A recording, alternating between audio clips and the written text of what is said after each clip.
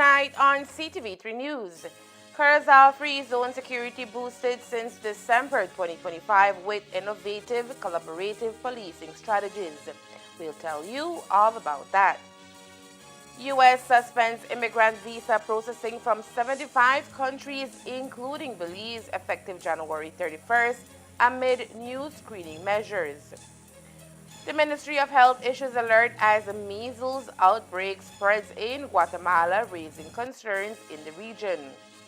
And we take you to the community of Carmelita for a handing over ceremony marking the completion of a major classroom renovation project. These are some of the stories we have for you tonight in our newscast for Wednesday, January 14th, 2026.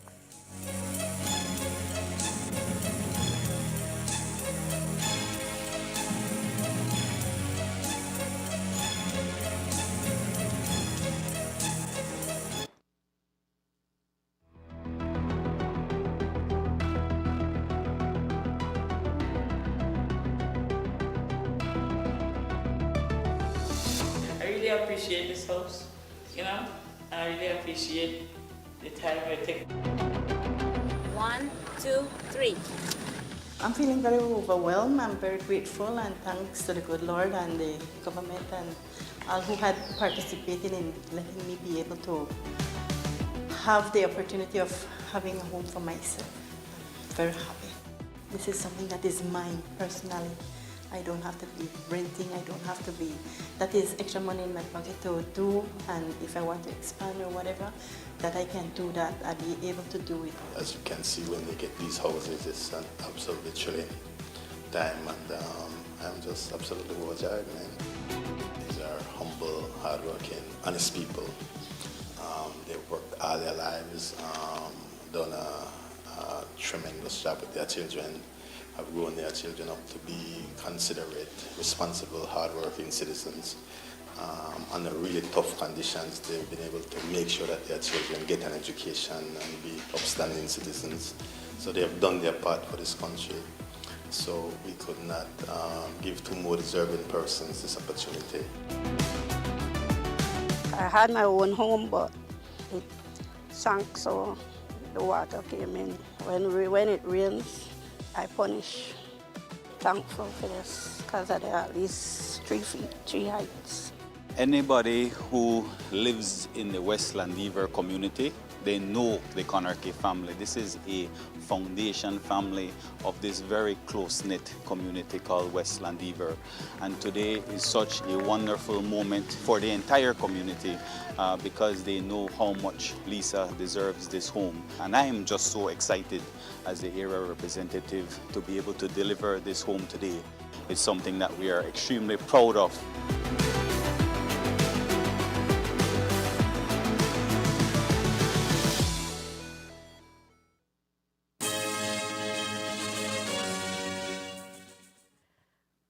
Good evening with your news also simulcast on Fiesta FM 106.7. I am Joanna Rodriguez. Security at the Curacao Free Zone has been significantly strengthened since December 2025 as authorities implement a series of innovative policing strategies aimed at ensuring public safety and protecting the country's borders. Speaking this week on the enhanced security presence, Commissioner of Police Dr. Richard Rosado said the approach being used in the Free Zone is collaborative, interagency effort involving multiple security forces.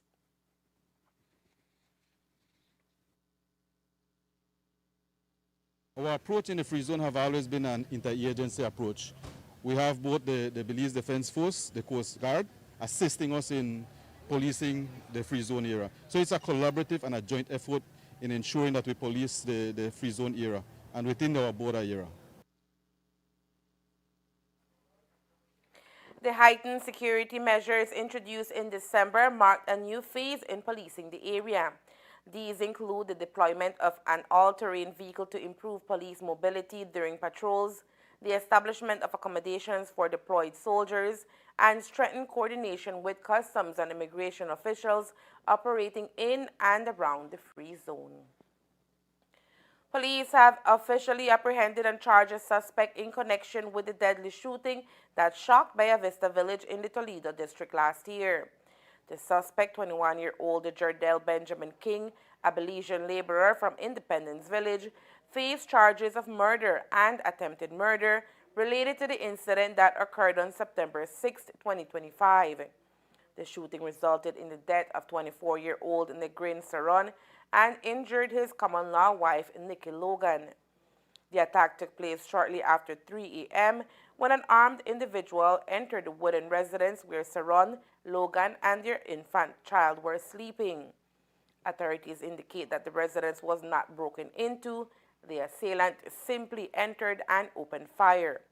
Saron was struck by gunfire and died from his injuries, while Logan was wounded while protecting their baby during the assault.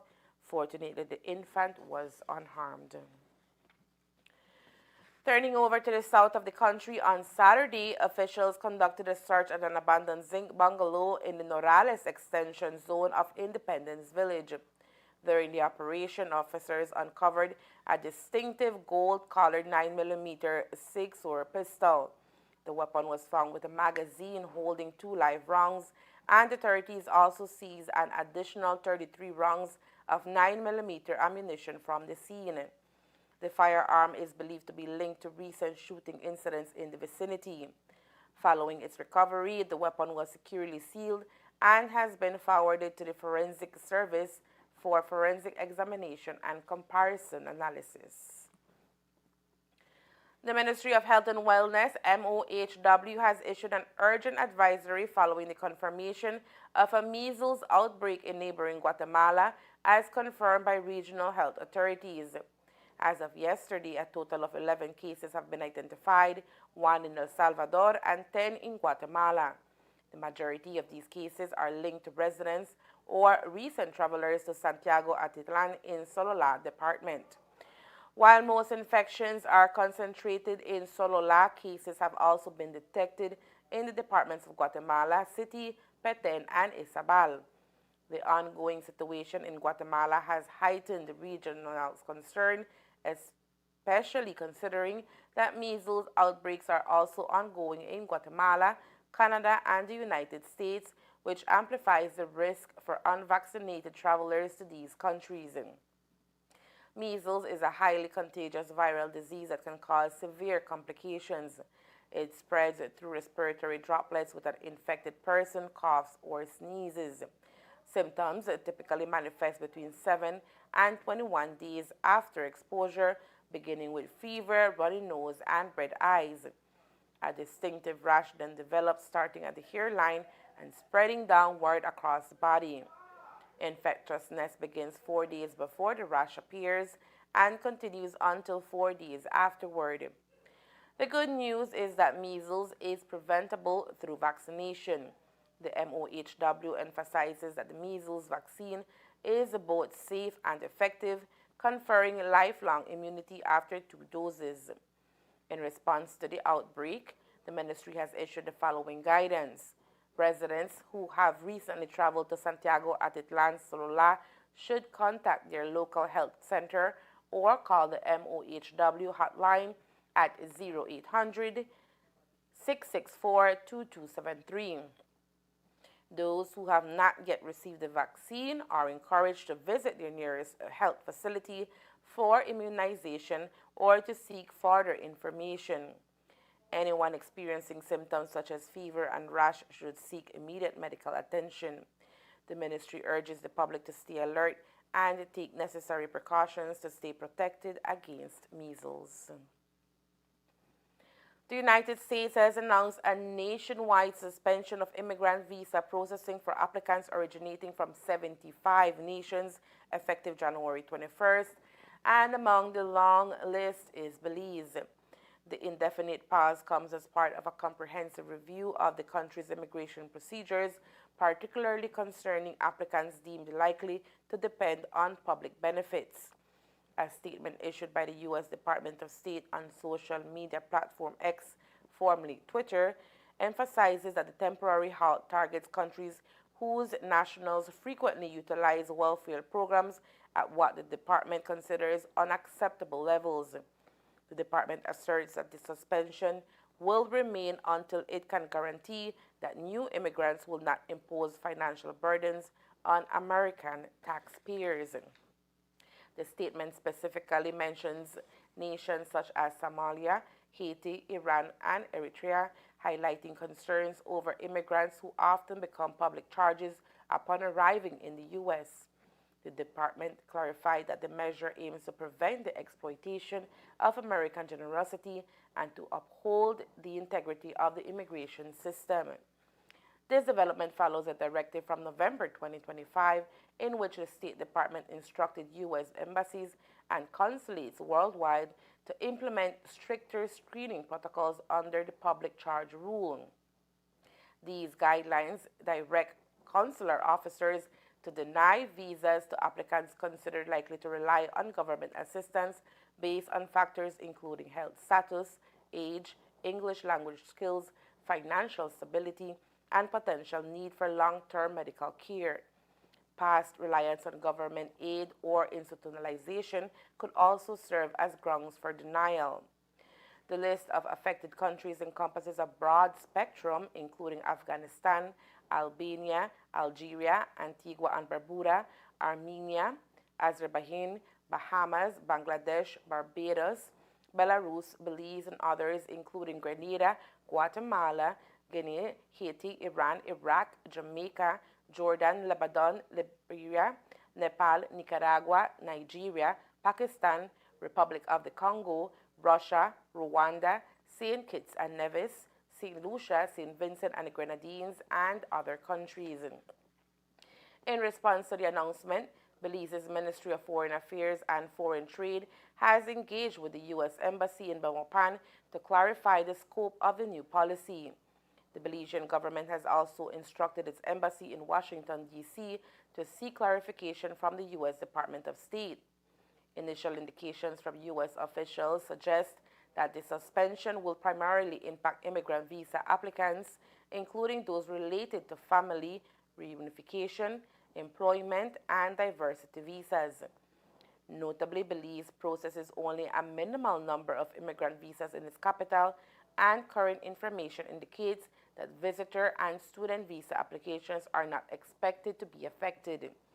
The Ministry of Foreign Affairs and Foreign Trade reaffirmed its commitment to working closely with the U.S. Embassy to obtain detailed information and ensure Belizeans remain accurately informed about changes to visa procedures. Coming up next, Belize education gets a boost. Carmelita school renovations complete through public-private partnership. Stay tuned.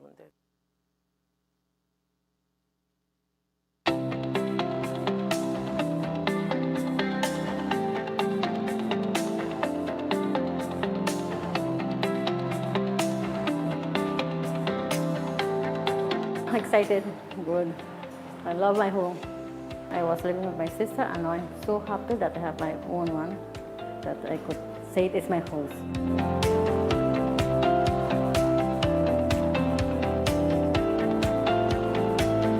It's good to have a house. I can say it's mine. Sandy is a single mother who has been all her life living amongst her family. And so when we looked at the names of the individual we thought we were able to help, Sandy is one of them. I know that really needed this assistance. I'm very proud of Sandy, and we're very happy to be able to share in this very exciting moment with her, and she now owns a home that she can call home. And just like Sandy, you know, we just issued one to Miss Cantun in Orange Walk, another single mother with I think 2 or 3 children. You're not just giving them something, but you're making them, giving them a future, one that they can also have with their children. And so putting a roof over somebody's head is making life better for that individual.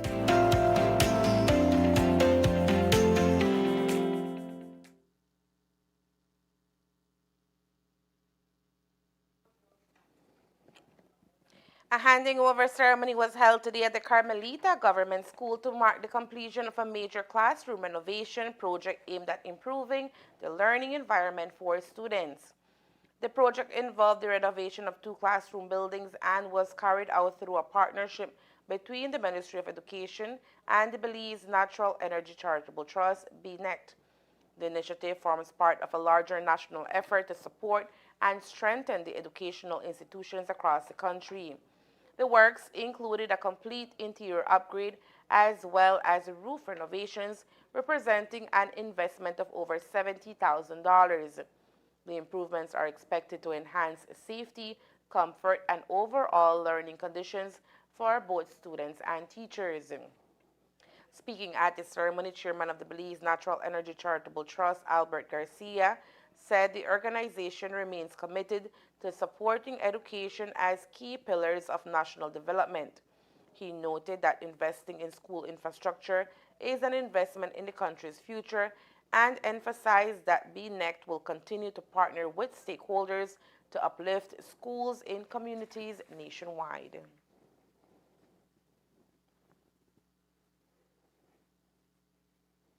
The project here was looking at the renovation of these 2 classroom buildings. From what we got the request that they really needed help. The area was very run down. It's the term I want to use, but there was a lot of help needed in terms of electrical, in terms of roofing, just the basic stuff. And it was brought to the board actually looked at a lot of schools throughout the country who could help. So we put out requests to them and see what we could do to help facilitate this, because we do realize that there is a lot of need in the community and in the country. And the purpose of the initiative is to look at how we can help empower the regions. That's the main purpose of it.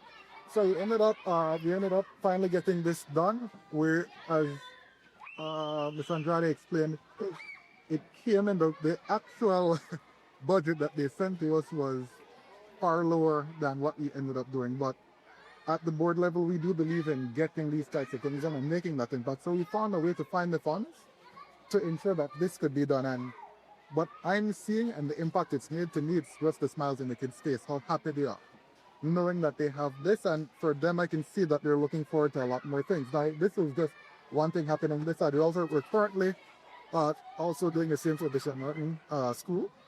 So I think we're going to be completed with that soon. So I would invite you guys to come and look out for that as well.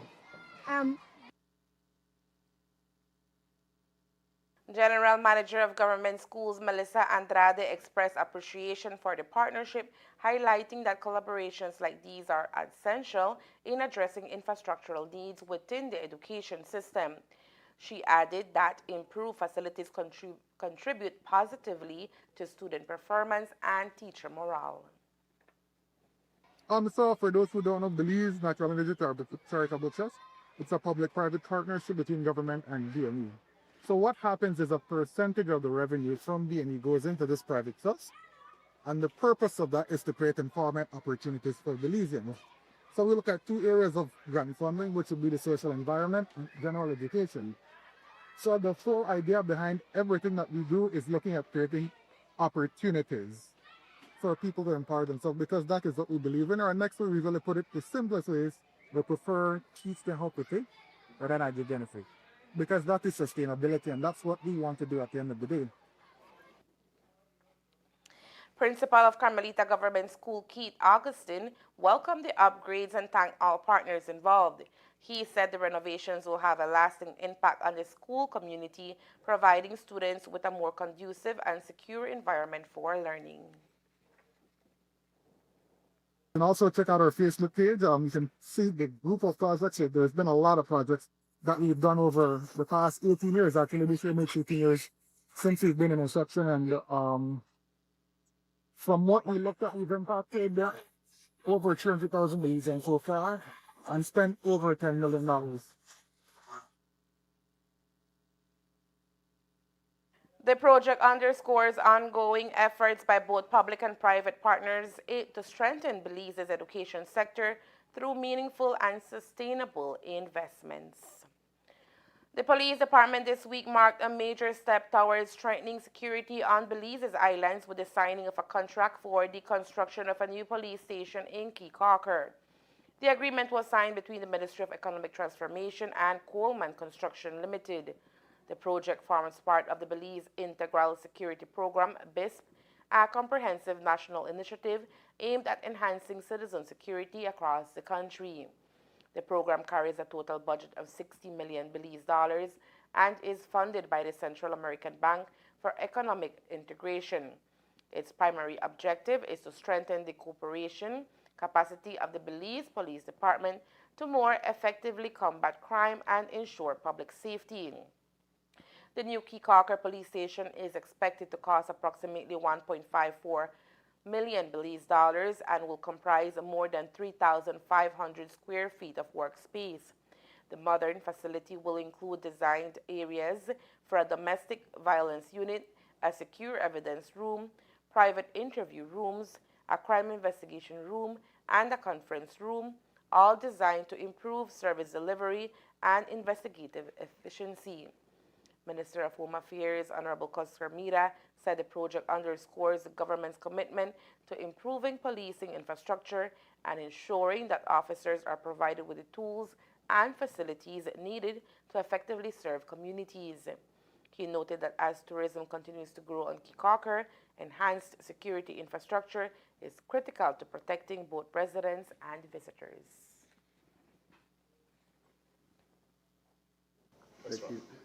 Like this? Okay, yeah. Yes, it goes with what we have been doing with Plan Belize, providing security, citizen security for our people. The substation in Keycaulker will greatly enhance the capability and will greatly enhance the working conditions of the officers stationed there.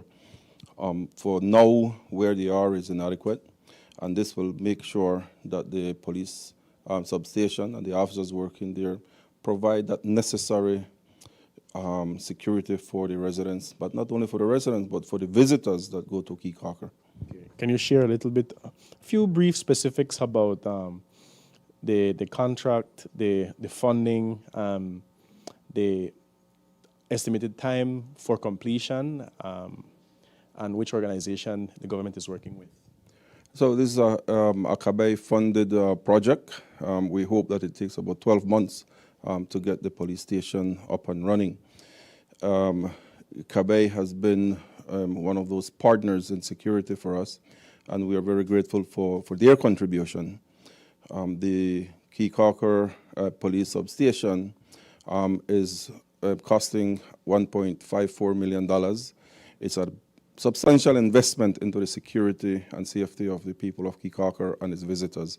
I think it's going to go a long way. We want to ensure that we provide the tools and the training for the police officers to better do their job. And working in a safe environment, working in a well-equipped police station is going to give them that opportunity to provide the services that the people of Keycaulker deserve. Area Representative Honorable Andre Perez welcomed the signing, describing the project as a long-awaited investment for the island. Which is long overdue, but of course it has been a work that has been done by Plan Belize, and we acknowledge the former Minister of Home Affairs as well, because we were all working together. So it has a collaborative effort that we're doing here today. And today is especially historic note to confirm that the work will begin, and that we, as we are being told, that we expect no less than 12 months for this project to complete. It is very timely, Minister, very timely, because Keycaulker is a community that is growing very, very fast, and the contribution that this small community does contributes to the economy cannot go unnoticed. And as such, we as from the government must give back, again, in terms of services, and what more important is to build a brand new building for the police department that has a huge formation. Minister can tell you that how many police officers we have in that formation there. Indication that is very active. So it's very timely. We want to thank you very much, Minister. It will go a long way. And as we plan ahead, because very soon we're going to start with a high school there. So this is part of infrastructure. I want to really thank everybody, CEO Paul as well. I acknowledge the great work that you do here, from CABE as well, officials. And thank you very much. Once completed, the new police station is expected to play a vital role in strengthening public safety in Keycocker, aligning with the broader goals of the Belize Integral Security Program to build a safer and more secure Belize. In a series of significant decisions, Cabinet has announced a forthcoming state visit from Guyana's President Dr. Mohamed Irfan Ali, scheduled for February 1st to the 3rd, 2026. President Ali will also address a special sitting of the National Assembly on February 2nd at the newly renovated Assembly Building on Independence Hill, making a notable diplomatic engagement. The Cabinet also discussed and approved several measures aimed at enhancing national safety, economic competitiveness, and social protection.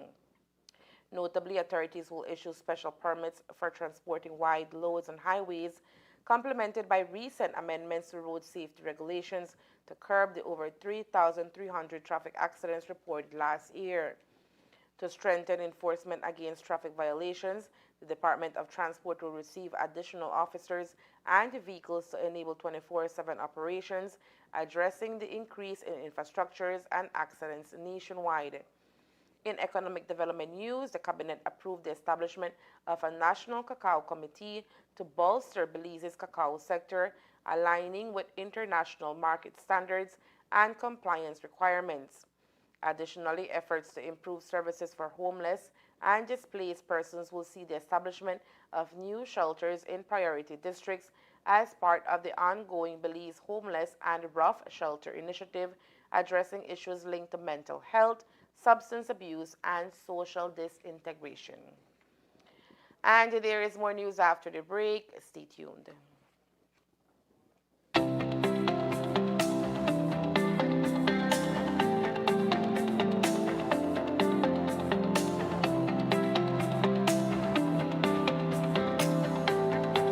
Excited, good. I love my home. I was living with my sister, and now I'm so happy that I have my own one, that I could say it is my house.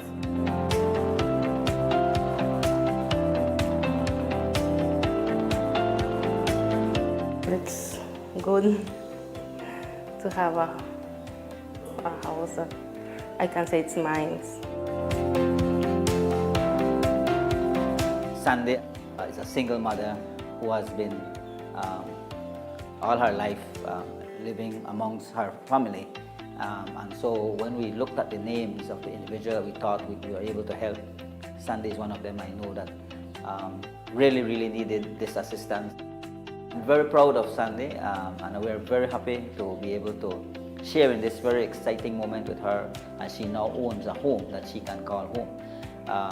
And just like Sandy, you know, we just issued one to Miss Cantun in Orange Walk, another single mother with I think 2 or 3 children.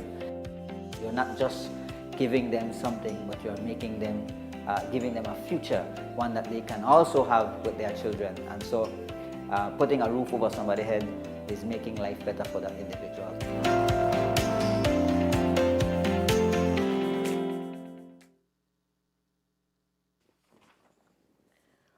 Today, the Belize House in Belmopan hosted a significant diplomatic event as Governor General, Her Excellency Dame Froila Zalam officially received the letters of credence from 2 newly appointed ambassadors, marking the beginning of their official diplomatic missions in Belize. Representing their nations were Her Excellency Yahima Martinez Milan, the new ambassador of the Republic of Cuba, and His Excellency Erwin Rudy Roberto Archila Faya, the freshly accredited ambassador of the Republic of Guatemala. Both envoys presented their credentials in a formal ceremony, symbolizing their government's commitment to strengthening regional ties. During the occasion, each ambassador shared their aspirations of fostering closer cooperation and enhancing bilateral relations with Belize throughout their tenure. The Governor General responded with a warm and gracious welcome, extending her best wishes on behalf of the Belizean people and emphasizing the importance of diplomatic collaboration in advancing mutual interest.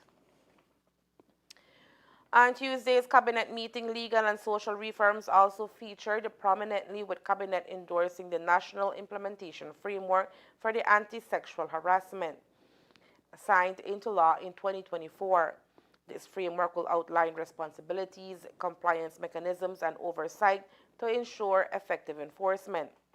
Furthermore, the Cabinet approved the adoption of the National Rural Development Strategy NRDS 2026-2030, which aims to foster inclusive rural economies, improve local governance, and optimize resource allocation across rural Belize through pillars of partnership, prosperity, people, and places. And Security Belize will establish a joint vetted unit in collaboration with the U.S. Department of State, Bureau of Diplomatic Security, based at the U.S. Embassy in Belmopan, to combat transnational and immigration-related crimes. Economic compliance measures were also approved, including amendments to Belize's Customs and Excise Duties Act to address WTO tariff obligations and align Belize's applied rates with its bound rates, as well as adjustments to fulfill the phased tariff reductions under the Belize-Taiwan Economic Cooperation Agreement, ensuring full compliance with international trade commitments. And that's the news. We invite you to join us for another newscast on Friday, January 16th, here on CTV3 News and Fiesta FM 106.7. Remember that to read a text version of the news, you can visit our website at CTV3BelizeNews.com. You can also log on to our Facebook page for current stories at Facebook.com/CTV3BelizeNews or our YouTube channel at CTV3 News VZ. From all of us here at CTV3, thank you for watching and listening. Good night.